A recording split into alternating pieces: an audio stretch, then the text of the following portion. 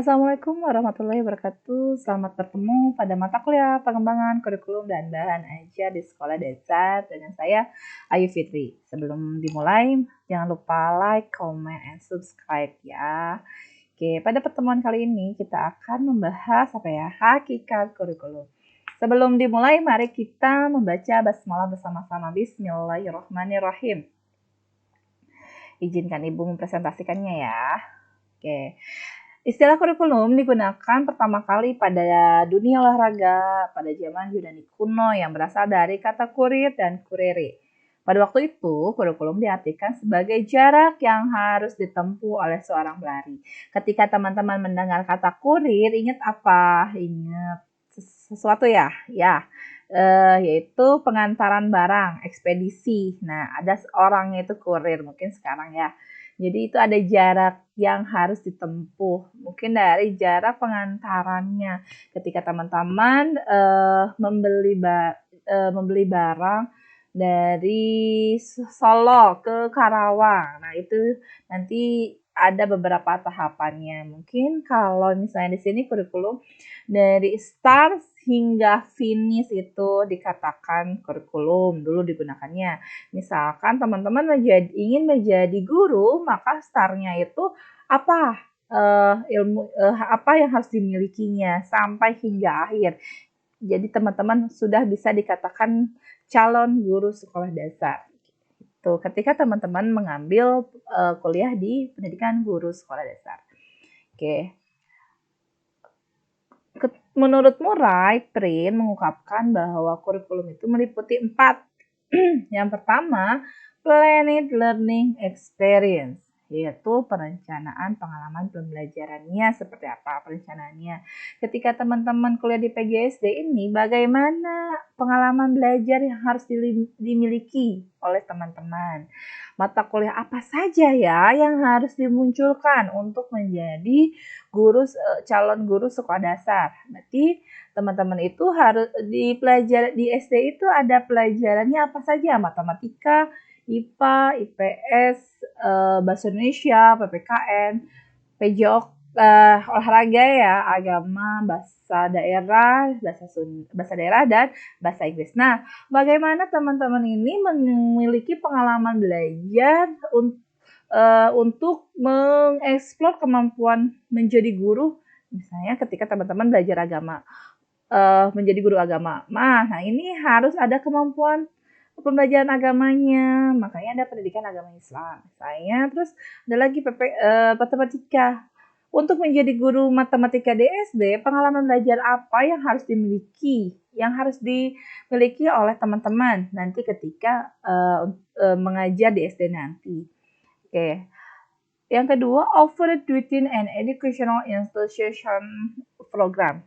Nah, program apa saja yang harus dikembangkan dalam sebuah institusi. Misalnya ketika teman-teman di SD nanti menjadi guru SD, program apa saja yang harus dikembangkan. Misalnya sebelum belajar ini, teman-teman ingin siswanya ini berdoa sebelum belajar. Setelah berdoa, membaca surat-surat pendek sebelum belajar. Atau literasi membaca 5 menit dalam hati. Atau menyanyikan lagu wajib. Bisa juga kegiatan program ini bukan hanya di kelas maupun di luar. Misalnya ketika hari Jumat ini setelah olahraga ada program membersihkan lingkungannya, membersihkan halaman sekolah. Oke. Jadi ini juga masuk ke kurikulum. Nah, yang ketiga yaitu representation as a document. Jadi apa yang dirancang sama teman-teman ini harus ada dokumennya. Bukan hanya lisan gitu ya, ingin ini programnya, tapi dituangkan ke dalam sebuah dokumen. Misalnya ketika teman-teman ke sekolah mungkin tidak asing mendengar kata RPP, rencana pembelajaran, prota, promes, mungkin itu ya perencanaan dokumennya. Nah, yang keempat yaitu include experience resulting from implementasi that document. Jadi, bagaimana dokumen yang teman-teman sudah buat ini diimplementasikan, bukan hanya tertuang dalam tulisan. Oke, so kurikulum memiliki 3 pengertian. Yang pertama, kurikulum sebagai mata pelajaran. Yang kedua, kurikulum sebagai pengalaman belajar. Yang ketiga, kurikulum sebagai perencanaan program pembelajaran. Nah, di sini kurikulum ini akan berbeda-beda, misalnya ketika jenjangnya SD, SMP, SMA. Maka mata pelajarannya juga ada pengembangannya, misalnya di sini hanya IPA. Ketika teman-teman sekolah di SMP, IPA ini akan berkembang menjadi terbagi misalnya biologi. Nah, nanti ketika biologi dengan fisika. Nah, ketika SMA nanti mengambil IPA ada fisika, kimia, biologi. Oke. Ada penambahannya. Oke, itu mata pelajarannya. Oke. Kurikulum juga dianggap sebagai sejumlah mata pelajaran yang harus ditempuh oleh peserta didik. Nah, itu kata Alexander dan Lewis itu. Jadi, ketika teman-teman membuat sekolah, teman-teman itu harus memiliki sebuah kurikulum wajib ya. Misalnya sekolah Islam gitu ya, sekolah Islam, SDIT. Nah, kurikulum SDIT dengan kurikulum sekolah negeri itu akan berbeda dari segi mata pelajaran yang harus ditempuh. Terus sekolah swasta dengan sekolah negeri juga akan berbeda. Nah, ini ada mata pelajarannya. Ketika tadi SD, SMP, SMA itu akan berbeda juga mata pelajarannya, tergantung jenjangnya. Dalam kurikulum sebagai mata pelajaran biasanya kaitan dengan usaha memperoleh ijazah. Jadi ketika lulus dari SD, SMP itu wajib mendapatkan ijazah, termasuk ketika teman-teman lulus di S1 PGSD ini harus memperoleh ijazah. Ijazah sendiri pada dasarnya menggambarkan kemampuan yang dimiliki oleh peserta didiknya. Misalnya, ketika melihat ijazah teman-teman nanti akan termuat kemampuan teman-teman pada mata kuliah tersebut. Misalnya pada mata kuliah pengembangan kurikulum ini nilainya A, B, C, A-, B+, nah seperti itu ya. Atau di ketika SD itu akan ada nilai-nilainya ya, ijazah SD, SMP, SMA. Coba bisa dilihat sendiri. Kemampuan tersebut tercermin dalam nilai setiap mata pelajaran yang terkandung pada ijazah. Coba dicek ya, ijazah SD, SMP, SMA-nya. Itu ada nilai-nilai setiap mata pelajaran untuk membuktikan kurikulum itu sendiri. Selanjutnya, menurut Sanjaya, kurikulum adalah seluruh kegiatan. Jadi kata Lewis itu tadi ya, Alexander dan Lewis itu kurikulum itu mata pelajaran. Kata Sanjaya itu kurikulum adalah seluruh kegiatan yang dilakukan baik di dalam maupun di luar sekolah. Apapun yang dilakukan oleh siswa, asal saja di bawah tanggung jawab dan bimbingan guru, itu kurikulum. Seperti mengaji, berkemah, berenang, mengerjakan PR itu masuknya ke kurikulum.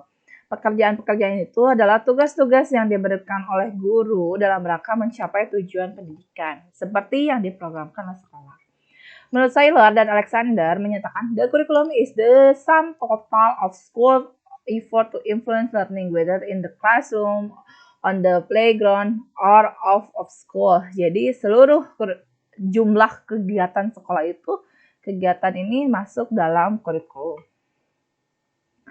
Jika kurikulum dianggap sebagai pengalaman atau seluruh aktivitas siswa, maka untuk memahami kurikulum sekolah, tidak cukup hanya melihat dokumen kurikulum sebagai suatu program tertulis. Akan tetapi juga bagaimana proses pembelajaran yang dilakukan anak didik baik di sekolah maupun di luar sekolah. Evaluasi keberhasilannya bukan hanya melihat kemampuan siswa menguasai seluruh isi atau materi pelajaran, seperti yang tergambar dari hasil tes sebagai produk belajar.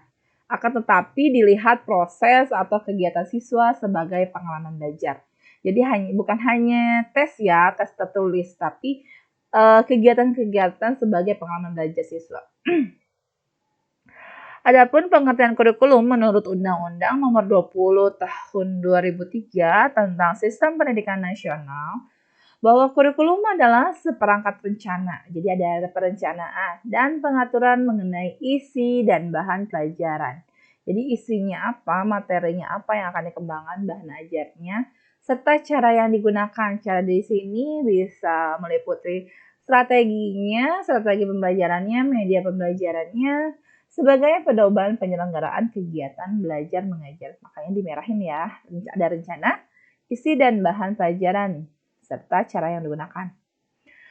Perencanaan pembelajaran dan bagaimana perencanaan itu diimplementasikan menjadi pengalaman belajar siswa dalam rangka pencapaian tujuan yang diharapkan. Misalkan, dalam hari ini guru akan mempelajarkan tema lingkungan. Nah, tujuan pembelajarannya seperti apa, bagaimana perencanaan pembelajarannya, RPP-nya. Hari ini siswa ini akan belajarnya seperti apa. Nah, dibentuk dalam RPP-nya tujuannya seperti apa, langkah-langkah pembelajarannya seperti apa, dan evaluasinya untuk menilai tujuannya ini tercapai atau tidaknya menggunakan evaluasinya seperti apa, tertulis atau non tertulis gitu ya. Tes atau lisan atau praktek. Oke. Dokumen perencanaan yang berisi tentang tujuan yang harus dicapai, isi materi dan pengalaman belajar yang harus dilakukan siswa, strategi dan cara yang dapat dikembangkan, evaluasi yang dirancang untuk mengumpulkan informasi tentang pencapaian tujuan, serta implementasi dari dokumen yang dirancang dalam bentuk nyata. Adapun peranan kurikulum di sini ditinjau dari tujuan pendidikan nasional ya. Kalau menurut Undang-Undang Nomor 20 Tahun 2003 tentang Sistem Pendidikan Nasional Pasal 3, bahwa tujuan pendidikan nasional adalah mengembangkan potensi peserta didik agar menjadi manusia yang beriman dan bertakwa kepada Tuhan Yang Maha Esa. Makanya mungkin di sekolah itu ada mata pelajaran PAI, Pendidikan Agama Islam, berakhlak mulia, sehat. Nah, sehat di sini bisa untuk mencapainya ada olahraga ya, Jumat sehat, Jumat olahraga gitu ya. Berilmu di sini bisa diturunkan mata pelajaran yang ada di setiap jenjang SD, SMP, SMA. Cakap, kreatif, mandiri. Nah, di sini bagaimana pembelajaran ini oleh guru bisa mengembangkan kemampuan siswanya itu cakap, kreatif, dan mandiri dalam mengerjakan setiap tugasnya dan menjadi warga negara yang demokratis serta bertanggung jawab. Nah, ini bagaimana di sekolah ini dapat mengembangkan pendidikan karakter ya. Kurikulum disiapkan dan dikembangkan untuk mencapai tujuan pendidikan, yakni agar mereka dapat hidup di masyarakat.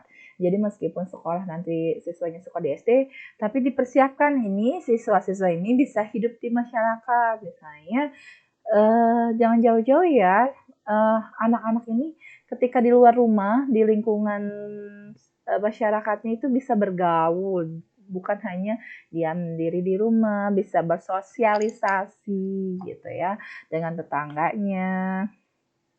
Oke, ada beberapa peranan kurikulum menurut Hamalik, ada 3 peranan kurikulum.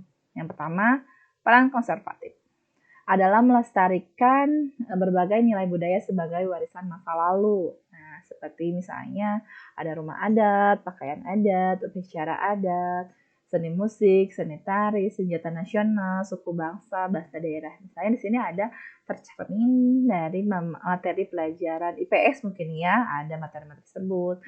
Oke, ada juga di bahasa daerah ini ketika teman-teman sekolah atau nanti sekolah dari SD-nya di Jawa dengan di Jawa Tengah, Jawa Timur, Jogja itu menggunakan bahasa Jawa, tapi di sini ini menggunakan bahasa daerahnya Sunda.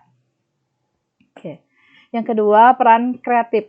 Kurikulum harus menjawab setiap tantangan sesuai dengan perkembangan dan kebutuhan masyarakat yang cepat berubah. Mulainya kurikulum ini nih, mulai kurikulum 1947 ya, dulu Sarjana Pelajaran 1947.